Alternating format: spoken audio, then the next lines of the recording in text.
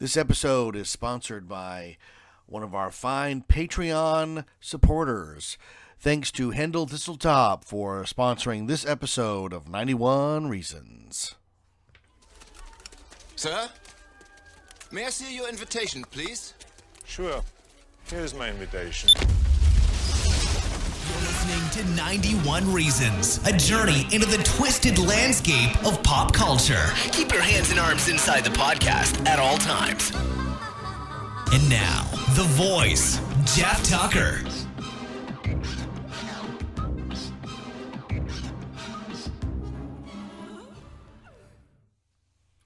It was July 16th, 1994. This was the day I got married. And for those of you who are married, you know exactly what I'm talking about when I say that this was one of the most stressful days of my entire life, because there's no rule book on what you're supposed to do, what you're supposed to act, how you're supposed to act. Everybody has advice, lots of advice. They'll tell you every advice known to man, right? But there's so little concrete, right? And if you're listening to other episodes, you have to know, okay, let's preface it. I got married at home. We lived in a giant house on Beach Boulevard. We had the wedding at the house. So amidst all the turmoil of living with Don Berg and all this other stuff, I decided to get married at the house. There was a couple of moments we tried to move it outside, to a venue that you rent, but everybody involved wasn't having it. We were getting married at the beach house on Beach Boulevard, and that's all there was to it. So living there was very stressful. I mean, Berg was constantly on patrol, looking for things to yell about. What's Joffrey? What's it doing? Is he getting married today? You found a woman. Oh my God. I mean, I don't know if I think I told it on one of the episodes where when I brought Rachel home to meet the family for the first time, one of Berg's comments was, I thought that Joffrey was gay. No, what, just because I do musical theater and I listen to show tunes? Listen, these are stereotypes, pal. But it was very stressful. So the morning of the wedding, and you're not supposed to see the bride before the wedding, right? So I made it a conscious effort. I said, look, I'm just going to check out, and I'm going to go by myself off, and I'm going to be alone, and I'll be here in time to quickly throw on my tuxedo and walk down the aisle. That way there's no chance for a fight with Berg, because you know what? On days like this is when he was at his highest awareness of surveillance, looking for a fight, a way to mark his territory on an event. And my wedding would have been the event to mark his territory on, let me tell you. And I just wasn't having it. So I went to the movies. And I was gone all day, and I came back in time to get ready for the wedding. And of course, while I was gone, there was a huge fight. I don't think it was Berg, though. I think it was my brother, and he was fighting with somebody, and he was supposed to walk Rachel down the aisle. But here's the thing. I wasn't privy to any of it. I got home, got dressed, walked down the aisle, got married, had a party. So, no offense to Rachel, I know she went through a really stressful day. But my plan totally worked. So that day, July 16th, 1994, I went and saw True Lies. Now, I'd been a Schwarzenegger fan for a long time. Those of us young men who grew up in the 80s, Schwarzenegger was a movie god, complete movie god to us. And I was a little late to the party. Drinking the Schwarzenegger Kool-Aid, I was a little late to the party. I didn't quite get his early movies. I didn't catch on. But certainly by the time True Lies came out, he was at the height of his powers. This was after Terminator 2, which was at one point nearly the biggest movie of all time, certainly in pop culture awareness, second only to Batman. And then 93 saw Last Action Hero, which I actually enjoyed, but gosh, boy, did it bomb. I mean, it got trounced by Jurassic Park. But that's okay, because he was making True Lies at the time, and True Lies is a James Cameron film. And James Cameron is a master filmmaker. I don't think there's any filmmaker that has Cameron's track record. When you're talking about, sure, he made Piranha 2: The Spawning, but if you discount Piranha 2: The Spawning and look at just his filmography of Terminator, he decided to direct Terminator, and then Aliens, The Abyss, Terminator 2: Judgment Day, True Lies, Titanic, Avatar. That's an insane track record of success, because out of all those films, the only one that's remotely a bomb is The Abyss, which, I don't know how you feel about it, but I consider The Abyss to be a masterpiece. I remember watching it in the theater when it came out, summer '89, and I was blown out of the water, no pun intended. And it was a little tiny theater on opening day. Nobody went and saw The Abyss because of the title. And when it came out on video, people would ask for, you have that movie, The Abyss? Is it Abyss? I go, The Abyss. Do you know what an abyss is? Anyways, Cameron's track record is stellar. Like, I know Titanic sort of warped him. You make a movie as big as Titanic, and then he was obsessed with the actual Titanic for so long. And then, Avatar, whether you're a fan of that, I don't know. I'm not a fan of it. I know it's beautiful. I think the land at Disney World is amazing, but story-wise, it's very contrived. He went back to one of the earliest and most, solid stories. Bad army shows up, sends guy to infiltrate. Guy who infiltrates changes sides. We've seen that a million times. It was done best in Dances with Wolves. But it's the number one film of all time. Cameron has insane movie-going chops. He knows exactly how to get the shot, how to make... There's no waste. So I was up late last night watching True Lies again, which is hilarious because I've seen True Lies at least 100 times since. And when I look back on it, and having seen it the day I got married, it's very ironic because I could have seen any movie that day. There were a lot of movies out summer '94, some of the biggest movies, but I picked True Lies because it's Schwarzenegger. It's a big budget. I'm a sucker for all that stuff, right? But forget about all of that. What True Lies is it's nearly flawless. Last night I was really watching with a critical eye, and other than a couple of green screen shots that look wonky because of the when it was made, it's a perfect movie with every shot counting towards telling the story. I know people who've not seen True Lies, which is odd to me because this is one of the best action movies ever made. It's right on par action wise with Terminator 2. And here's the thing, the action is new and fresh and different, and that's what James Cameron is known for. Aliens is considered an action movie, but when you watch it, it's mostly a thriller because they didn't have a lot of money to spend on big action scenes. The fight between Ripley and the Queen is astounding, but it's expertly done with special effects. It's not a big, massive budgeted movie, but True Lies is an expensive looking movie.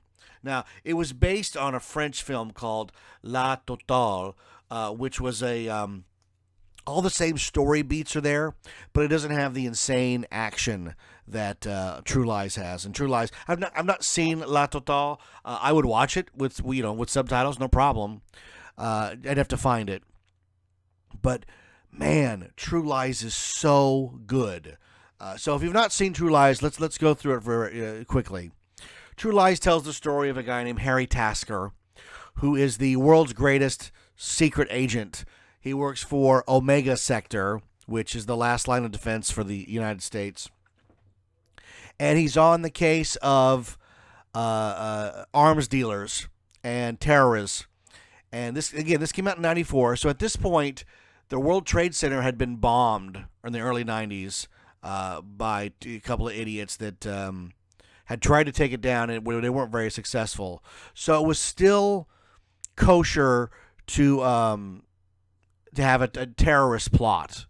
And it was pretty ballsy at that point, because most of the action movies of this period, if you go back and look at them, down the line, they're either completely outlandish, like Demolition Man, or the majority of them, the bad guy is trying to poison the planet in some way. From about 89 to 96 or so, we were obsessed with every bad guy was going to blow the planet up, as far as Toxic Waste and Captain Planet, and even Seagal had a Save the Earth movie. This was very chic back then. But True Lies bucks the trend and is about honest to goodness Iraqi terrorists, which I don't think you'd make it today. Well, you could make it today, but it would have to be deadly serious. You couldn't have any comedy. Because that stuff's not funny anymore. And I think even Cameron gave an interview where he was like, I couldn't make that movie anymore because it's not funny. Terrorists are not funny. So, and I agree with that. After they took down the World Trade Center, there's no jokes to be had. There's just retribution as far as action movies go. So Harry Tasker, the movie opens up very James Bond-like. He is under the water. He comes out of the ice in a wetsuit and reveals that he's wearing a tuxedo. It's a great moment where he puts on a little aftershave. It's like I said, there's really funny, subtle touches to this movie that take really multiple viewings to even understand, right? Or to watch, because you're caught up in the plot of it, right? So he's at this party. They download some computer files, and then there's the first action scene of him escaping, where the van with his confidants, played by of all people, Tom Arnold. There's another actor in the movie that it's a character actor. I don't know his name, but he's very good as well. Tom Arnold. I've never been a Tom Arnold fan, but damn, he is incredibly good in this movie. His one-liners come out like a machine gun. Boom, boom, boom, boom, boom. You can tell there's a lot of overdubbing where they even put in more at the end. At some point in the editing process, Cameron decided these Tom Arnold lines are driving the movie.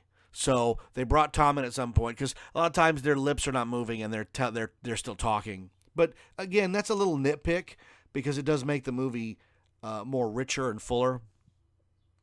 So he escapes the Switzerland chateau. It's a really well done action scene. It's Cameron at his best. What's interesting, this is one of those little tangents we'll go off on, but I'm always interested in sound in the movies. Certain movies have their own sound. When Indiana Jones punches somebody, it has a definitive Indiana Jones punching sound. Well, it's really bang, and a lot of action movies throughout the years have tried to come up with their own gunshot noises. The True Lies has a noise I've never heard in any other movie, and it's this weird sort of automatic machine gun noise that sounds almost like a zipper being pulled, where it's like pew, pew, pew. If you watch the movie, like, it's weird. It puts the movie subliminally in its own universe, because they're not using these big shotguns. It's more elegant, if a gun can be elegant, and I guess it can. But it gives the movie this weird sort of elegance, and it's just interesting, the sound design on it. They put in a lot of sound effects to really fill the movie out, really makes it a richer movie. I watched the movie last night pretty loud with headphones on, which might have something to do with picking up on all these little subtle noises. But it ends with them triumphant, getting the information that they wanted, and going back home. Now, here's the thing, And this is where the movie excels. Schwarzenegger, Harry Tasker, when he's at the party, is the most suave guy around. He's doing the tango with Tia Carrere. He is talking to people in perfect foreign languages. It says that on the screen, in perfect Arabic. It's really funny. When somebody asks what he's doing there, he immediately launches into this food has too much garlic. What are you doing? You're ruining it. And then he walks away saying, get it done now. And that's a tip I knew years before about going and sneaking into place. If you're going to sneak into some place, you're not quiet about it. You be obnoxious, and you deserve to be there. And most people will back off because the first thing a human does is try to avoid confrontation. So there's a lot of that in the first scene of the movie, showing that Harry Tasker is a complete secret agent with confidence and bravado. And then you contrast in the scene following where Tom Arnold and him pull up to Harry's house, and he's going home, and he's got all his Harry Tasker. He moves from being the fake Harry Ringquist cover alias to Harry Tasker, his actual real name in the real world. And Tom Arnold's giving him Harry Tasker wallet and passport and plane tickets and hotel receipts, and it's all done like they do this all the time, right? But it lets the audience know that Harry has two lives. Harry is a spy, and Harry is a family man with a wife and a kid. But if you watch subtly, when he goes to go in the house, he actually looks scared because the Harry Tasker persona is not his natural state. He is Harry Ringquist hiding as Harry Tasker in suburbia. And it really does sell the character in that. It's a really tiny, subtle moment of him going in and like, okay, I have to become this other guy. And it's brilliant. And it's what makes the movie. Because, Arnold Schwarzenegger's acting chops are pretty limited, He started out as a big action star and tried his hand at comedy and was very successful in almost everything that he did. But doing it as, this big Austrian bodybuilder, right? And his acting is limited, but I would go as far as to say that True Lies contains Schwarzenegger's best acting, because I was really watching. There's a couple of line readings that are wonky. That's just Schwarzenegger. You damaged goods, lady. But other than that, his acting is stellar in this movie, and I don't heap praise like that lightly, But I think I'm so enamored with this film that I feel it's justified. True Lies is a really well done film, and I know I've said that more than once. But as the film progresses and you see Harry at the Omega Sector proper with his boss played in a great cameo by Charlton Heston. This is not blowing my skirt up, ladies. He is fantastic in just a couple of scenes, right? But what happens is we have these. There's an incredible action sequence. Harry's supposed to be home for his birthday party, and instead he's chasing the bad guys across Washington and ultimately to the Bonaventure Hotel in Los Angeles. But the terrorist is on. First, there's a fight in a bathroom that's, Cameron at his best, because there aren't a lot of quick cuts. They're only cut when necessary. The layout of the action, the geography, the stakes, and what's going to happen as far as we know that Schwarzenegger is going to win, but we're always interested in how, and it's just really great. Like, there's a gun that gets kicked across the floor and then brought into play later. Makes total sense. There's a camera and a glasses that view the camera that are introduced and then put into play. It's setup, payoff, and those are the best action movies. Not set up and then at a left field payoff that so many action movies like to do. But the best ones and the ones that resonate the most as a movie fan are the ones where you go, oh my God, I forgot about the gun on the floor and he's got it now. That's what you want, right? So the bad guy ends up on a motorcycle. Harry ends up on a horse racing through the streets, through multiple hotels. Incredible action with really long cuts of the motorcycle through the hotel, the horse through the hotel, and the whole time, every time they knock something over, Schwarzenegger going, sorry, so sorry, sorry. Incredibly funny. Incredibly funny. It ends with the terrorist jumping the motorcycle off the hotel, across to the hotel next door on a high-rise, and landing in the pool. That's a stellar scene. It's done with a cut, because physically it's what they're doing is not possible, but that's okay, because the way it's cut, you buy it. Then Schwarzenegger attempts to jump the horse, and the horse is not having it. He ends up hanging off the edge of the building. Very funny scene. What kind of cop are you? I had the suspect and you let him go. It's just really well done filmmaking. And then he goes back home and finds his wife asleep at the table, and you really start to feel for Helen. And I remember sitting in the theater the first time. And this is the first time you're watching a movie is the best time, because you don't know what's going to happen next. You don't know where the story is going. And True Lies was sold as a typical Arnold Schwarzenegger battling the terrorist movie. And that's what you're expecting when you're watching the film.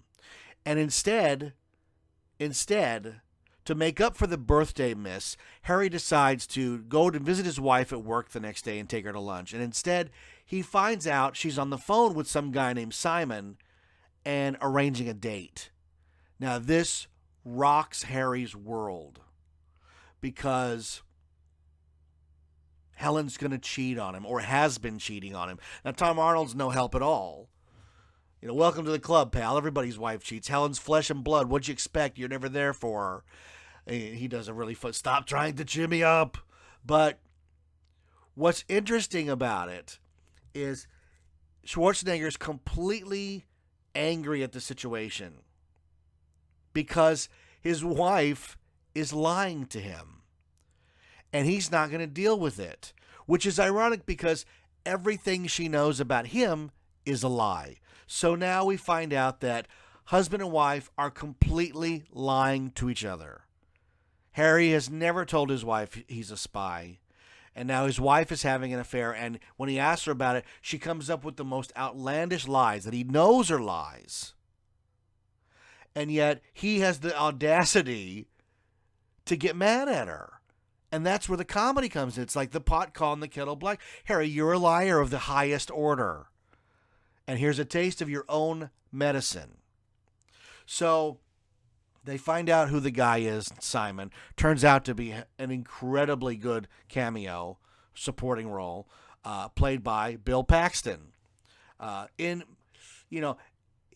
about aliens, another Jim Cameron. Talk about weird science. Bill Paxton, I did a whole episode on Paxton. He has turned in some of the greatest character roles. He knows how to take the smallest little scenes and make an impression. And as Simon, he is hysterical. When he is describing what he's doing to these women, oh my God. And the whole time Schwarzenegger is just looking at him like, I'm going to kill you. Those idiots. I mean, it's really funny. And there's a really controversial scene where Schwarzenegger smacks Paxton in the face and just knocks him bloody. And as the film goer, you're sitting there thinking, oh my God, he's killed this guy. And then when the camera pulls back, he's just dreaming about doing it. It's so well cut together. James Cameron in True Lies is at the top of his game in a script he adapted from La Totale. Stellar movie, right? So Schwarzenegger decides to interrupt these two because he finds out after threatening his partner Gibb, he finds out that Helen's going to meet Simon, and this is the night that they're going to have sex. and he's not having it. So he calls in the troops. They've got wiretaps, helicopters, multiple agents on it, and they track Simon. Now, Simon's a used car salesman, and he is running a game on Helen, pretending this is where the movie's so well crafted. He is pretending to be a secret agent and enlisting Helen's help so that he can sleep with her by giving this bored housewife what she has dreamed about. What has Helen dreamed about? An adventure. So we get this amazing sequence where they grab the two out of Simon's trailer, which he calls a safe house. Now, right up until this point, Helen's gonna go for it, and then she decides she can't do it. And the moment she decides she's going to stay with her husband and be faithful, all hell breaks loose. And the agents come in, they grab Simon, they grab her, and they pull him out. And Helen is taken to an interrogation room where she doesn't see, but on the other side of the two-way mirror is her husband, Harry Tasker. And he's grilling her about cheating, and does she love her husband? And what was she doing with Simon in that trailer? And Jamie Lee Curtis gives arguably her best performance ever in this sequence, where she finally just lays it on the line and she says, I wanted to feel alive. I wanted to do something that I could look back on and say it was crazy, it was insane, and I effing did it. And who hasn't had that moment in their life, that midlife crisis of, I'm just going to go for it, I don't care. Whatever the consequences are, I'll live with it because in the moment, I will be free. And that's where Harry realizes all the lies he's been telling his wife, she's ready to now know the truth. Because this is a marriage where it seems like a dead end. And this is why I love the movie so much. Harry and Helen's marriage is at a dead end. The daughter's a complete reprobate. She's stealing money and riding off on motorcycles.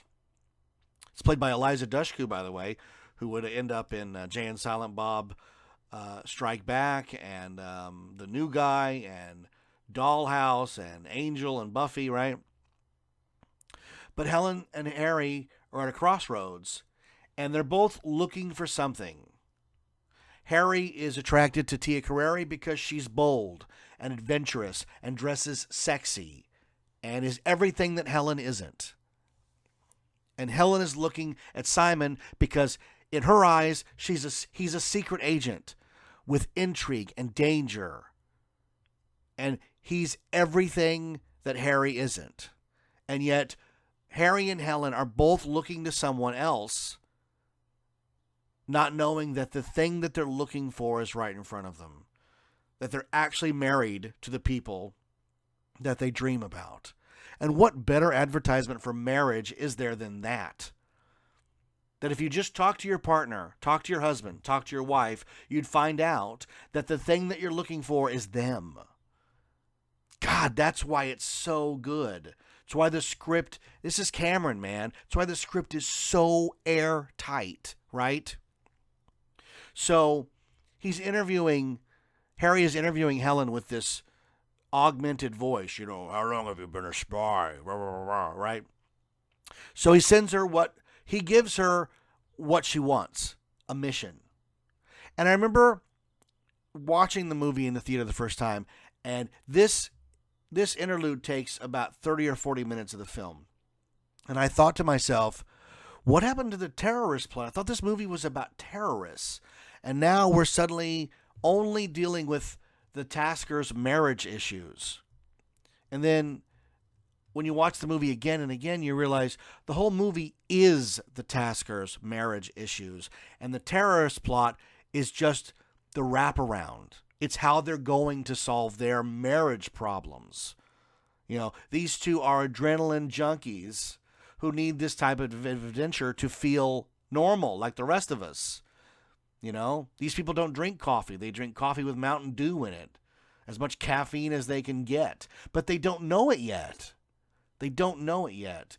But all the clues are there so that when the movie starts to pay off everything, you're not shocked by it.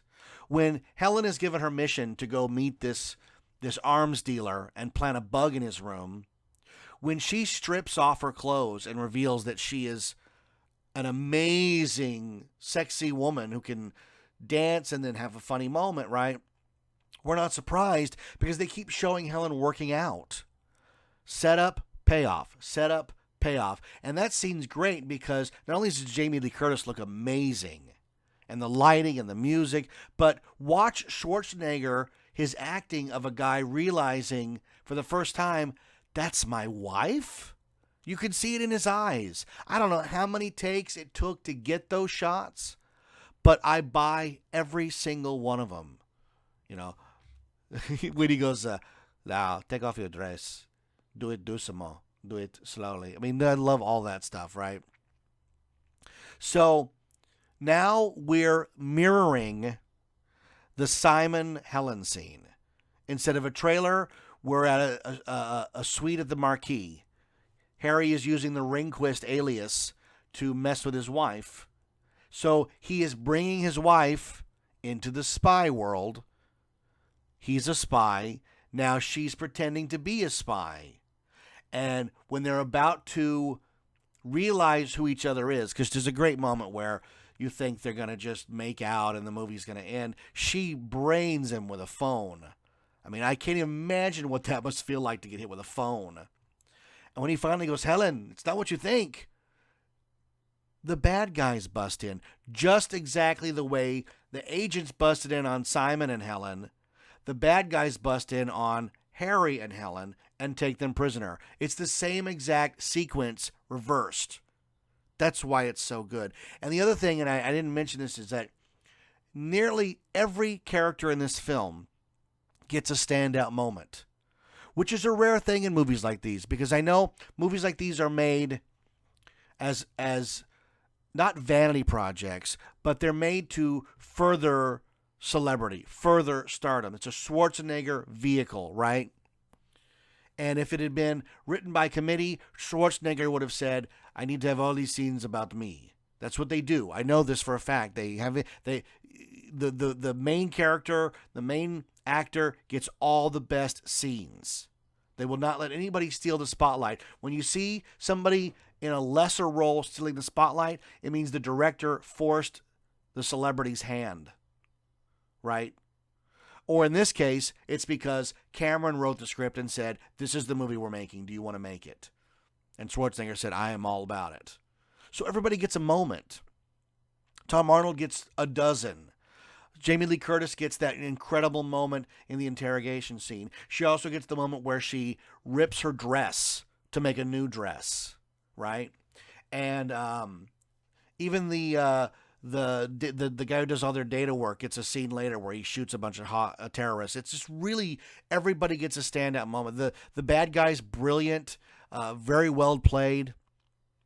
I've always thought one of the bad guys looks like Lou Ferrigno as a terrorist. You watch the movie and see if you don't. There's also a guy that looks like, I swear to God, every time I watch it, I think it's Samuel Jackson, but I don't think it is, right? So the terrorists are now in full charge. They put Harry and Helen on a plane. Harry the whole time is saying, you don't need this girl. I don't even know her. She's a hooker. Trying to get Helen to safety. And Helen thinks that the bad guys are there for her because she has bought this spy thing hook, line, and sinker. So she's telling Harry to shut up. She doesn't know what Harry's doing there. She thinks the bad guys are onto her. So it's all really well crafted with the dialogue, but the bad guys are taking them to an island in the Florida Keys so that Harry can, and then we watch it, he's brought to see a nuclear warhead. And at that moment, Helen's like, he's just a data computer salesman. He doesn't know anything about a warhead. This is my deal. I don't know what's going on. And he goes, this is a nuclear Russian, da-da-da-da-da-da. And at that moment, the camera zooms in on Jamie Lee Curtis. You know, the zoom means realization. And when it's used here, it's perfect. Boom. Helen knows in that moment everything her husband has told her is a lie. He is a spy, and she has been lied to.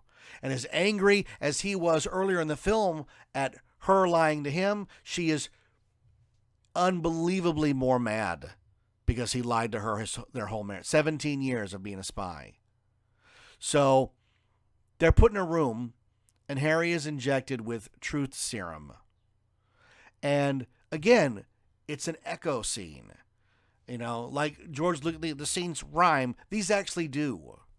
Because Harry is under the effects of a truth serum. So when he's talking to Helen, her voice is augmented. It's the same exact scene reversed. This is how a script of this caliber is written.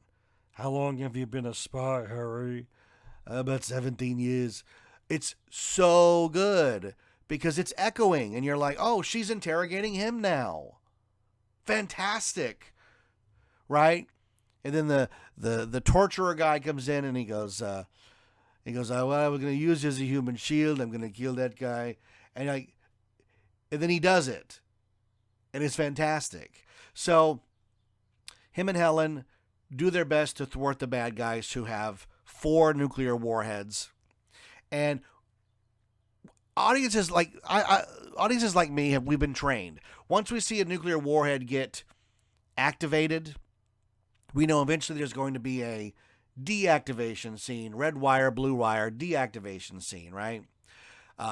Almost every big action movie has it. Armageddon has it. The Abyss has it. Goldfinger has it. I mean, they all have it, right? So when you see the bad guys activate the bomb, you're thinking, well, Harry's going to have to deactivate that in a red wire, blah, blah, blah, blah, blah. And instead they cover the bomb with cement. So you can't even get to it. So I remember thinking at that point, I have no idea what's going to happen next. Because we know they're not going to detonate a nuclear bomb. So how are they going to deactivate it? I don't know. So Harry and Helen cause as much mayhem as they can while Omega Sector is tracking them to the island. Finally, the main bad guy's had enough and launches a rocket at Harry. He dives into the water. There's a great sequence where the flames are spewing overhead while he swims underwater. Everything James Bond should be. Helen thinks Harry is dead, so the bad guys take her in a limo and drive a truck with the remaining nuclear warheads, and they're going to take him into Florida and then somewhere into America to blow up cities. So at that point, Omega Sector lands and saves Harry, and Harry says, we got to get away. The bomb's going to go off. And as the audience member, you're like, they're really going to do it. They're going to set the bomb off. That's totally insane. So they get to safety. I take it back. They don't get to safety. They have to save Helen first. So they bring in 2 Harrier jump jets. Now, when I was a kid, the first time I saw a Harrier jump jet was the Falkland Islands debacle in the mid-'80s. And I remember seeing footage on the news of a plane that could take off vertically. It doesn't need a runway. It just takes off into the sky. That's amazing. I can't believe no one had ever put them front and center in an action movie. You know, we saw Top Gun, we saw Thunderbirds, we saw Iron Eagle, but none of these movies had a Harrier jump jet. And it might be because no one had figured out effects-wise how to do that. And I think Cameron's way of doing it was, well, we'll just get some Harrier jump jets. So they end up blowing up most of the bridge going to Florida. There's a great scene where the bad guy's truck totters, a bird lands and it falls, and then we get the signature set piece of the film. In a movie full of great action, this is the one that was in all the commercials. It was in all the ads. They recreated it on the Academy Awards that year. Jamie Lee Curtis is battling Tia Carrere in the limousine. The driver gets killed. he hits the gas, and the thing is racing towards a bridge that is no longer there. And Schwarzenegger's in a helicopter, and the cuts are great. The tension is mounting. They're getting closer and closer to the edge, and in what looks real because it is, oh my God, he grabs Jamie Lee Curtis as the limousine crashes into the ocean, and he is holding her from the helicopter. The look on her face is amazing because they really did that. They put a wire to a harness down her, her arm, and they flew her out. It's unbelievable, and it's such a good ending to that sequence.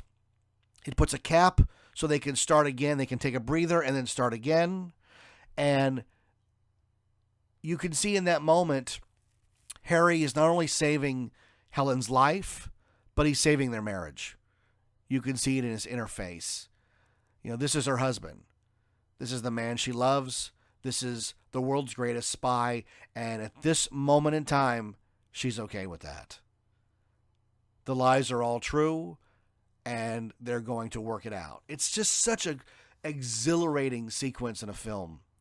And it really needs to be seen as big as you can, on the big screen. But this is a movie they're never going to re-release. There's no Blu-ray release for it, which is irritating. The DVD has the trailer. There's no making of, no nothing. This is a movie that begs to ask the question, how did they do some of that? So Harry and Helen are dropped off. The bomb goes off as they're kissing. So the nuclear light illuminates them. It's very beautiful.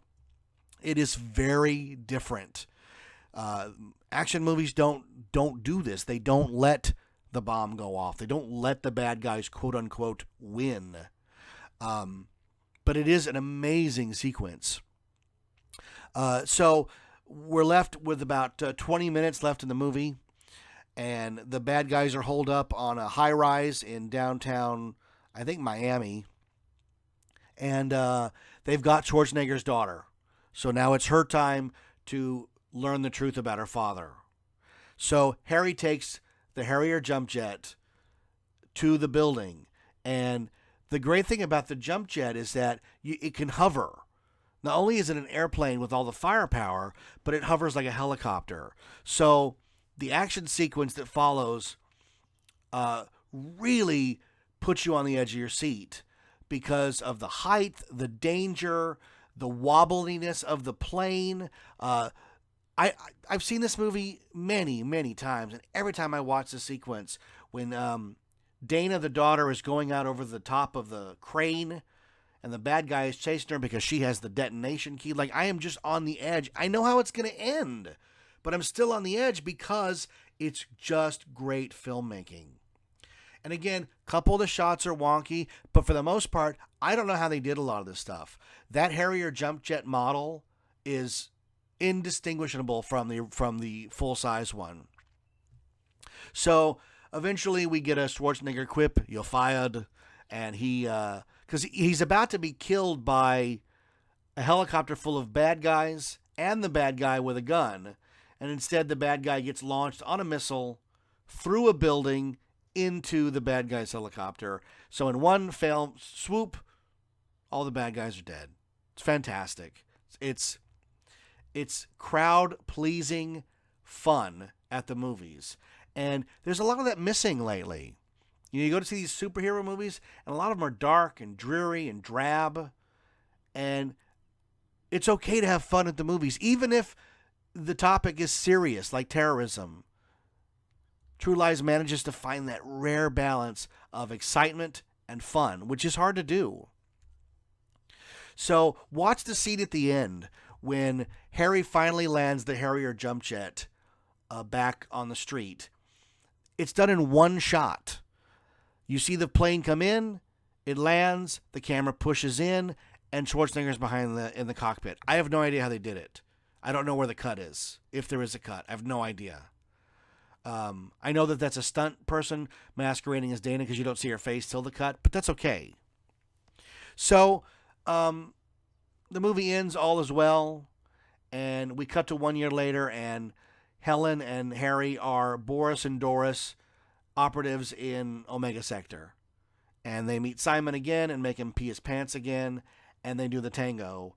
And instead of Harry and Tiara Carrere doing the tango, it's Harry and his wife. And they're more into each other now than they ever were in their marriage, because truth is the ultimate aphrodisiac. And this is just a really exciting, well done, expensive film. This came out prior to GoldenEye. So at this point, there's no James Bond. James Bond vanished after 1989's License to Kill and was not seen again 6 years later until GoldenEye. So this is the summer before GoldenEye. So most young kids have no idea who James Bond even is. Because if you go back, License to Kill, prior to that, Living Daylights, prior to that, View to a Kill. Did I miss one? I don't think there's only 2 Daltons, right? Yeah, I think Living Daylights and License to Kill, View to a Kill, Octopussy. They're not well done. You got to go farther back to get a well done Bond movie. You know, GoldenEye reset the clock with Pierce Brosnan and made it, the gold standard again for action movies. But at this moment, this slice of summer, Harry Tasker's better than James Bond. And most kids don't even know who the hell James Bond even is. And the only time Bond ever had the dynamic of the wife was on Her Majesty's Secret Service, which nobody saw because it was George Lazenby. So, this is just... I'm going to go through Schwarzenegger's filmography in a second. We're going to race through it. Not going to do another hour because I've just talked nearly 50 minutes about True Lies. But this was the perfect movie for me to see on my wedding day, because it's about loving the one you're with, seeing them for who they are, accepting them. By the end, he has become a family man and a husband, and he's no longer the absent figure in their lives. And it does reinforce the importance of family. And Harry is nothing without his family. And it's the most well-rounded and full that Schwarzenegger has ever been in a movie.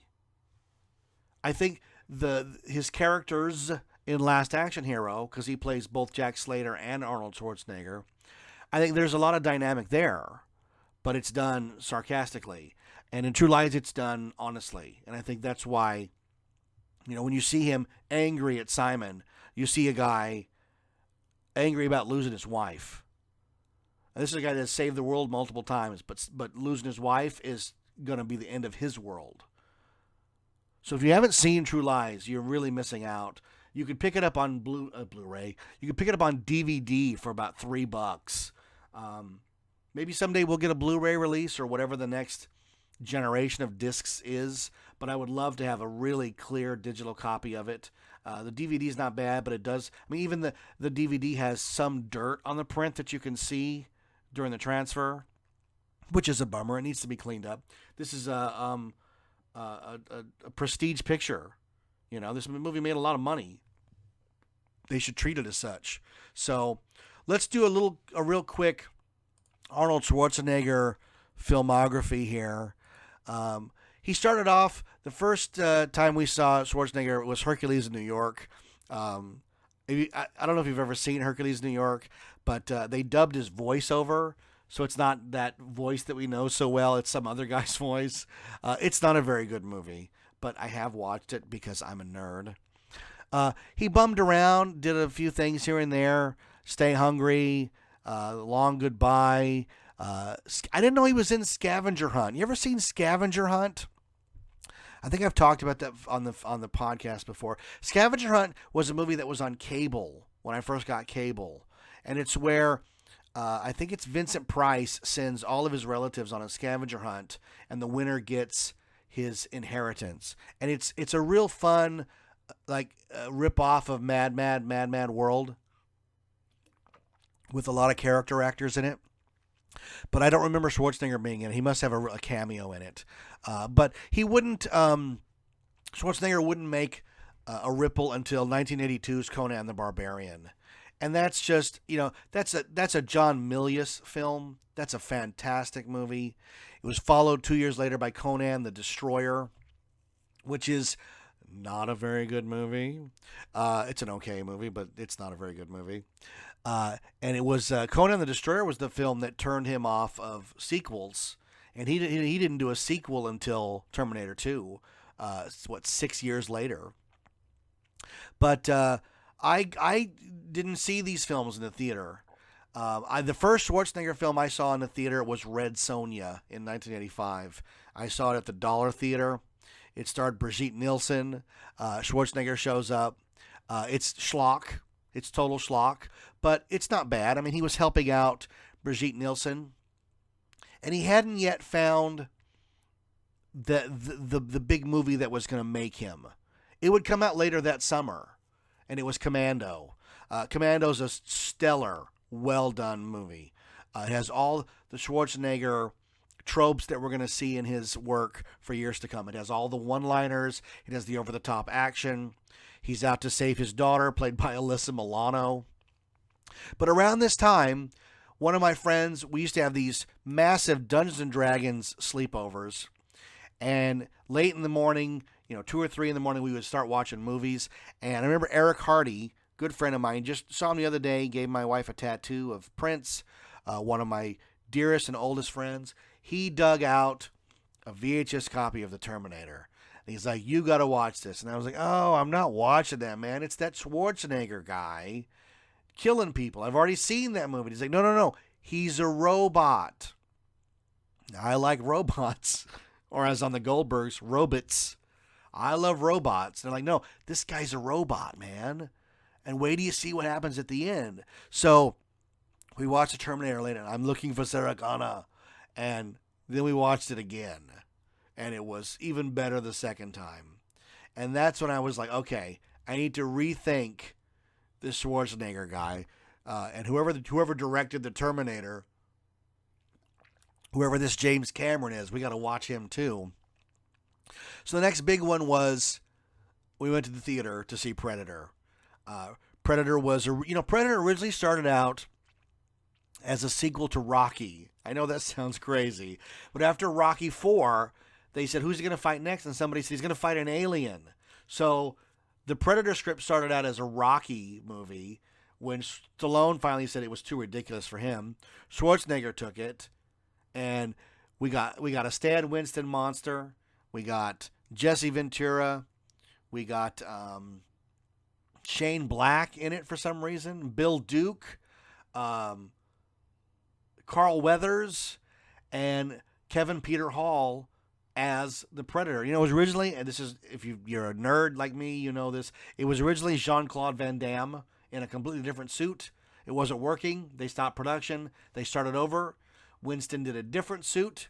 They got Kevin Peter Hall, and they made movie history with a monster that is still popular today, the Predator. Stellar movie. Stellar movie. After that, Running Man, man. I remember going to see Running Man because I had read the book, because it's a book by Richard Bachman, who's actually Stephen King. Arnold Schwarzenegger, Richard Dawson, and Mick Fleetwood, Dweezil Zappa, Jesse Ventura. Silly movie, but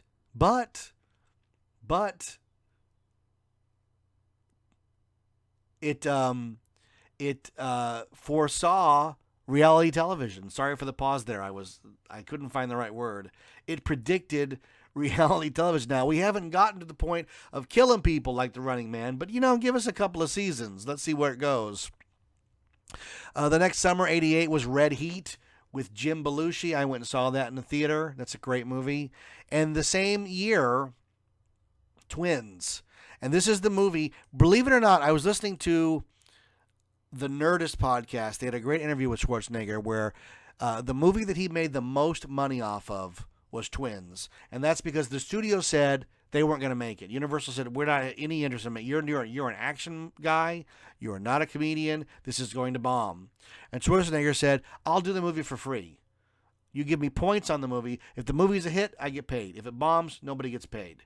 And, Universal said sure, and they ended up giving him, I don't know the number for sure, but I think it was about $80 million to do Twins worldwide.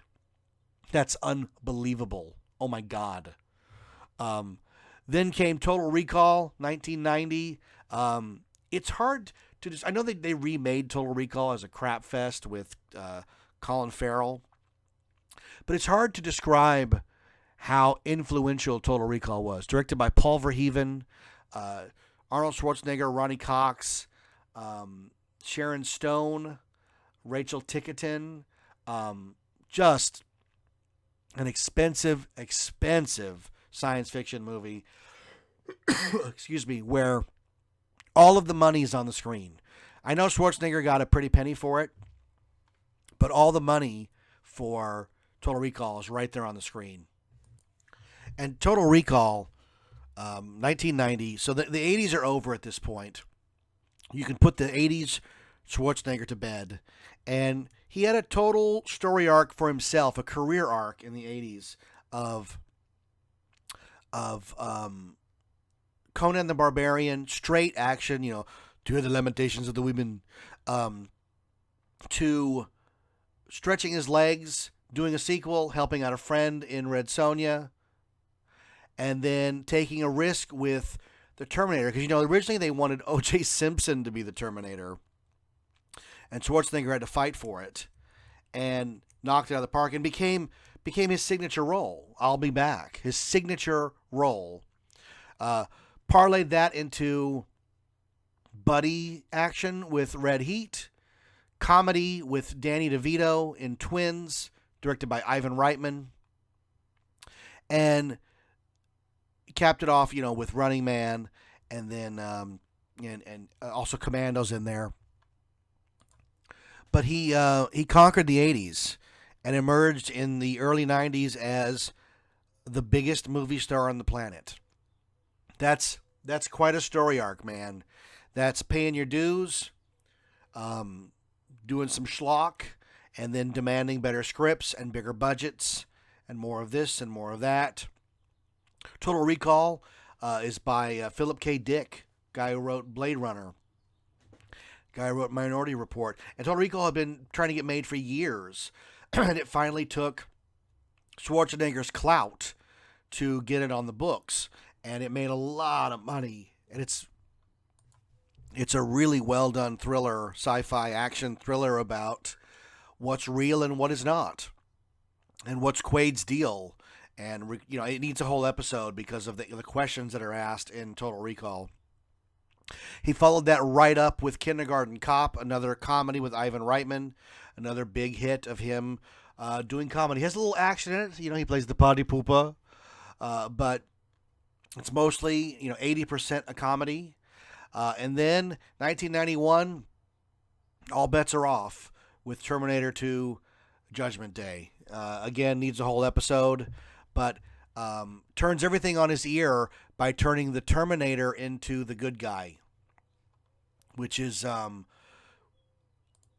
was such a shock in the theater, because this is before the internet, before things. I mean, they do show the internet in True Lies, but this is before the internet. This is before people were really into ruining movies as fast as they could.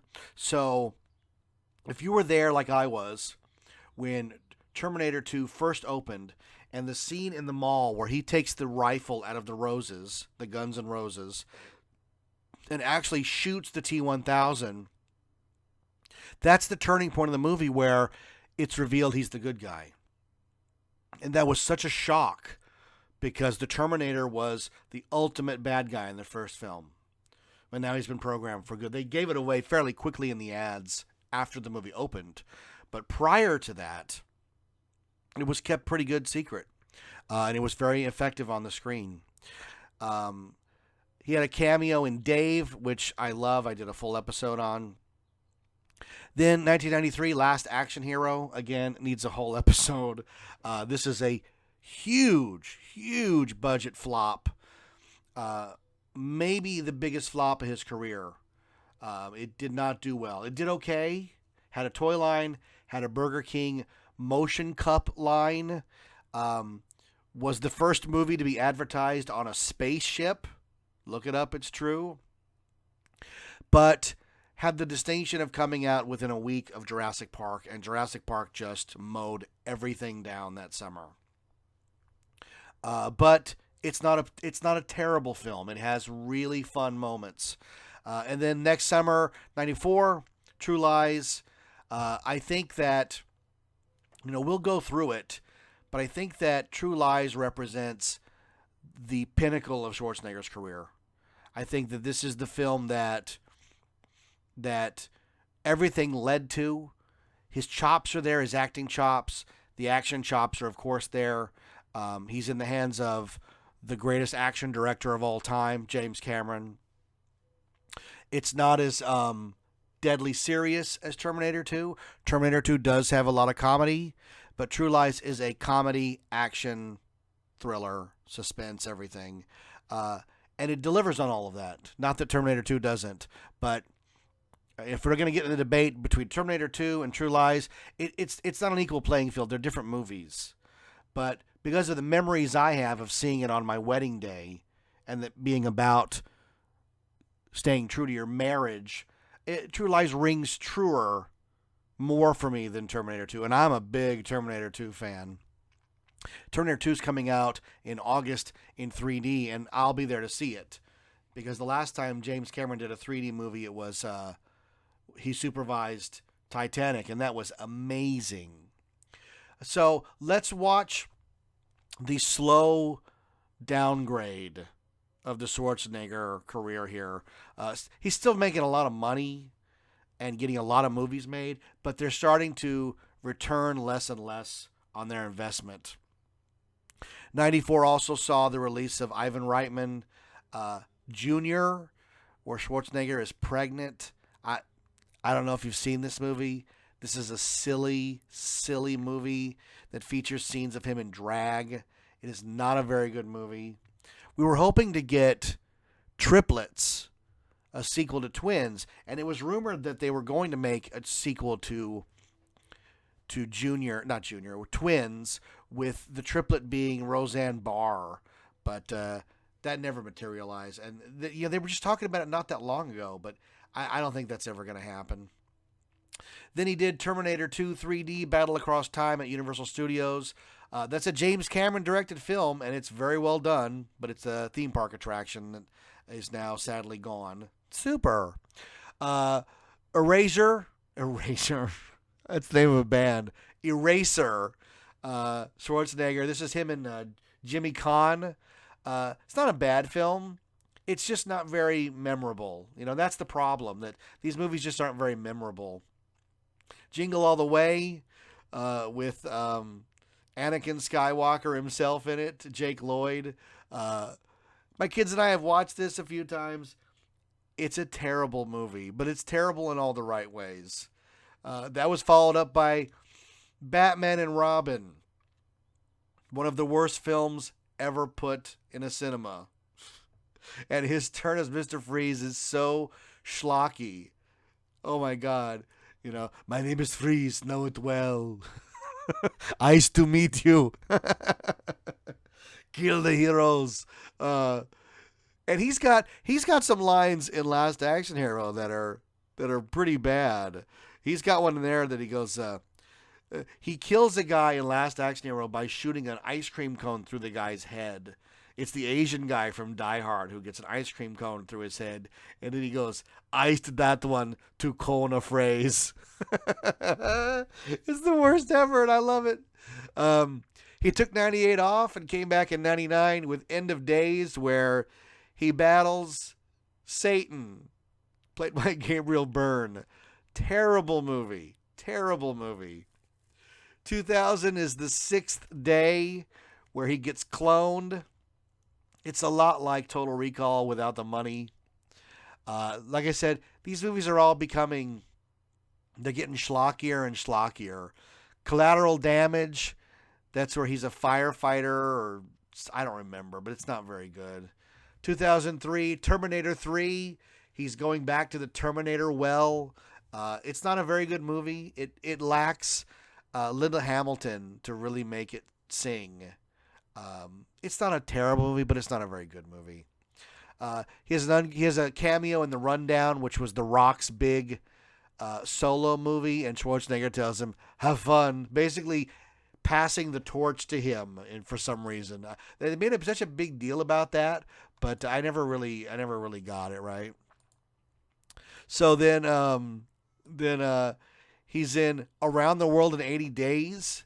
I actually saw this movie. This has the distinction of being the most expensive independent film of all time. Stars Jackie Chan and Steve Coogan. I don't know why I watched it other than I'm a sucker for big movies. So there's a movie we're going to talk about in a second, but let's get through the rest of it. We're going to skip it. The Expendables 2. This is after he's governor.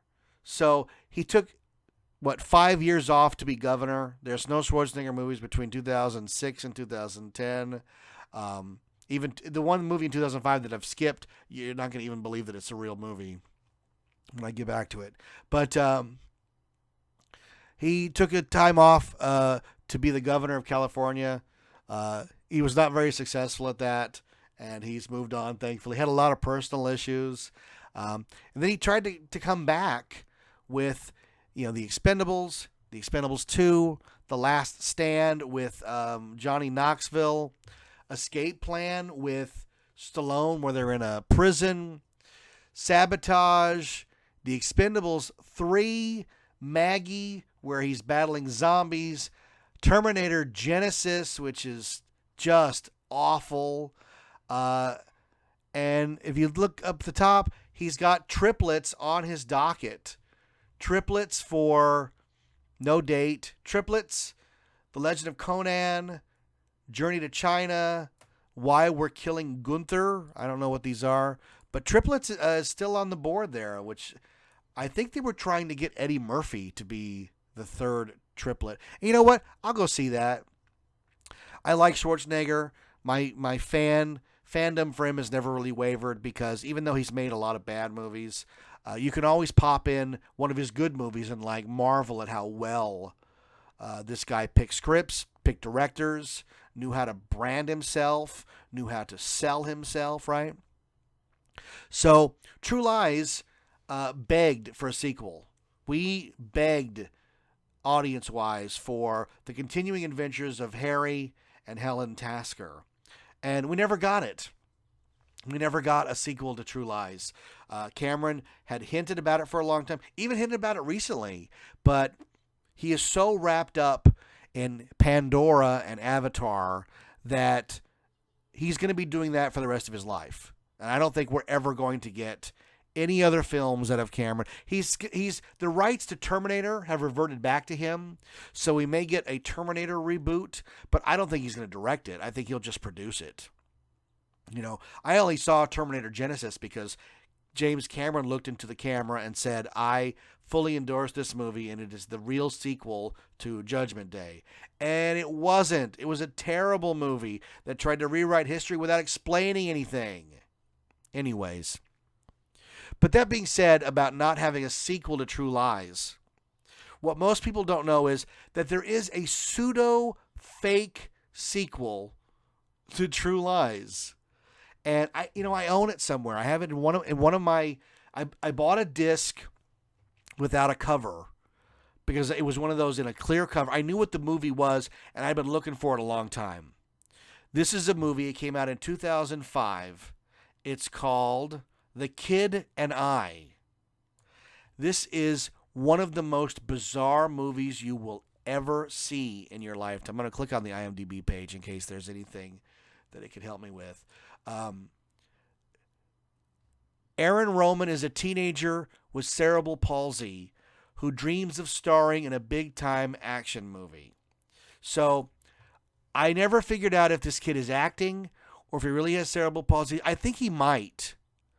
And I think that this was some sort of expensive gift that his parents gave him, because this movie has so many cameos by famous people. His parents are played by Joe Mantegna and what's the girl from American Pie? I have to go on the IMDb page and look her up here. It's right here. Shannon and Elizabeth, right? Which are not his parents, but they play them in the movies. The kid is played by Eric Gores. And Eric Gores wants to make a sequel to True Lies, which it's so bizarre, right? So Tom Arnold is in the movie playing Tom Arnold, and he's trying to kill himself because he can't get work. And his agent, played by Henry Winkler, yes, the Fonz. It's been a while since I've seen it, but I think he's about to kill himself in some way with a noose or something, and Henry Winkler's like, "Don't do it. I got you a job. You're going to make a movie with this kid. It's fully financed." So Tom Arnold goes and meets this kid, and he thinks it's all a big joke. Like, this kid has cerebral palsy, and he wants to cast Tom Arnold as Gibbs in the sequel to True Lies. It's meta, it's insane, and yet towards the end of the film, they have a big party where they show off all the scenes they've been filming, and in some manner, it is a legitimate sequel to True Lies. And if that's not clear enough for you, at the end, like, Linda Hamilton is in the movie. I think she's the director or something of the movie. But at some point, the kid leaves his party and goes out to this other room, and there's Arnold Schwarzenegger, Jamie Lee Curtis, James Cameron, and Tom Arnold, and it's a pseudo bizarro world sequel to True Lies. I was blown away when I saw this because I'd never even heard of it. I got it at the thrift store for 48 cents. So, never know what you're going to find in those movies. I mean, there are weird movies out there, and I'm thinking about doing an episode on weird movie connections, because some movies are connected in ways that are bizarre, and movies that you didn't know had sequels have pseudo offshoot sequels, like The Kid and I to True Lies. And that's fascinating to me. Just fascinating to me. So, hey, this has been a lot of fun talking about one of my favorite movies of all time, True Lies, man. Get it now. Watch it. What a great movie. This episode was sponsored by Hendel Thistletop through my Patreon page. And Hendel, I am so sorry this took so darn long. But, you know, life finds a way. Thank you, Ian Malcolm. Thank you to all of my Patreon pledgers like Hendel, who support the show on patreon.com, patreon.com. Just search 91 Reasons. People like Michael Bondi, Mike Rumble, Jeremy, Tim Wilson, David Carrero, Jana McDowell, David Markland, Sean Marshall, Patrick Winooski, Kristen Boaz, and Q11 TV, Robbie DeVillas, where you can go to Q11 TV on YouTube and watch the Don Berg cartoon. The Don Berg. Oh, you're going to go watch True Lies, huh? Yeah, I thought I'd go watch True Lies because I don't want to stick around and get yelled at on the day of my wedding.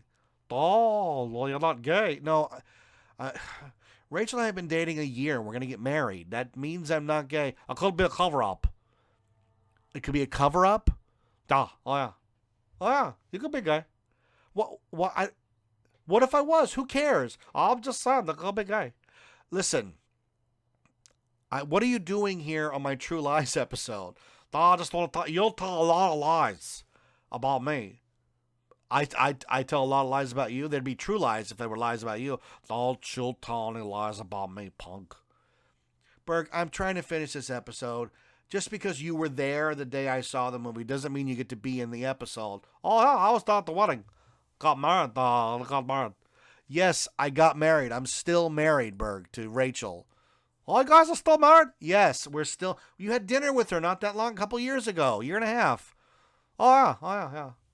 Is that it? Anything you want to say? I just want to say congratulations on the wedding. Congratulations. That was 23 years ago. Oh, no. Oh, yeah. Just don't say congratulations. That's great, Don. Thank you for showing up on the True Lies episode. So does this mean that any episodes that have to do with movies where you were around, you're going to show up? I don't know. Maybe.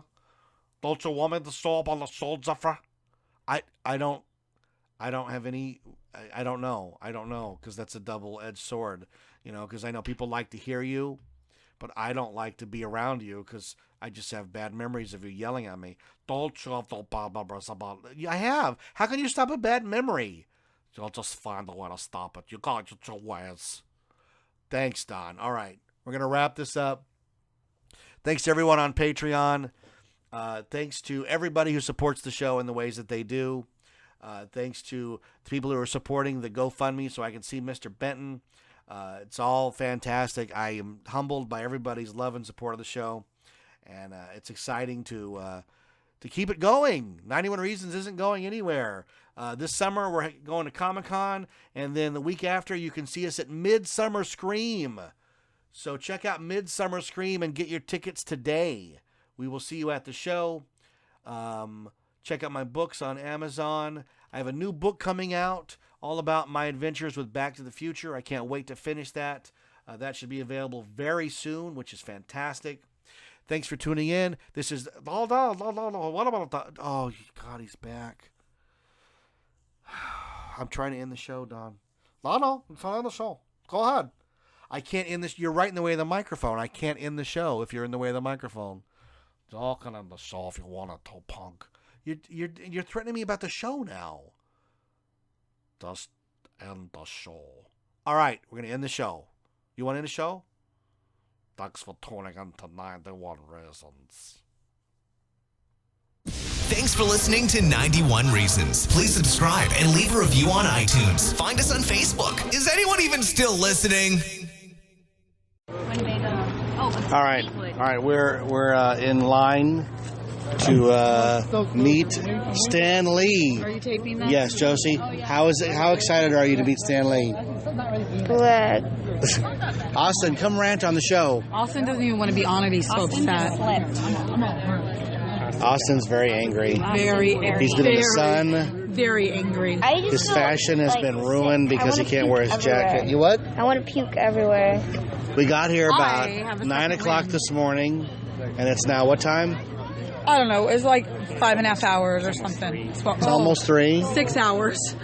6 hours that we've been standing in the direct sun in waiting line. For Stan Lee. It'll be 7 by the time we get up there. Yeah. And oh my God.